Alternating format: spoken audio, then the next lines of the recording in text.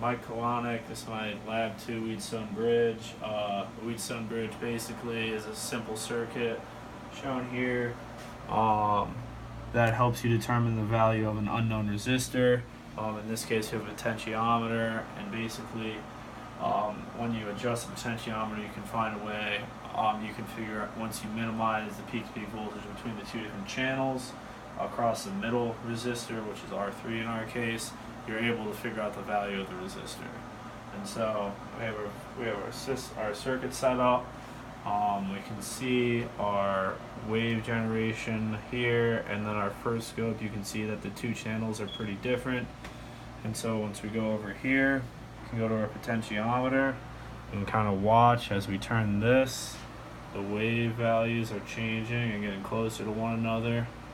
And once the two channels look like they're pretty close, once they're about the same visually, you can go to your other scope channel, in which case it's C1 minus C2, and you can kind of get a peak-to-peak measurement over here, and you can see your different values. It's a little messy here, so if you average it, we're going over here, averaging an average about 20 times, you can kind of get a good value for your average peak to peak.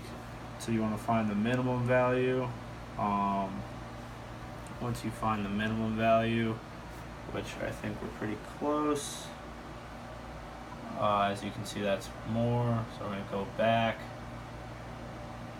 and about here would be our minimum peak to peak value. It's about 15.5 is what our value's at right now, but it can tend to jump around since it's such a small number. And from there, as you can see, it's jumping around a little bit now. And then from there, the reason you have to do all the samples is so you can get a flatter amount. And then once you find the minimal amount, from the minimal amount, you can determine what your voltage is. You can take your potentiometer out of the circuit.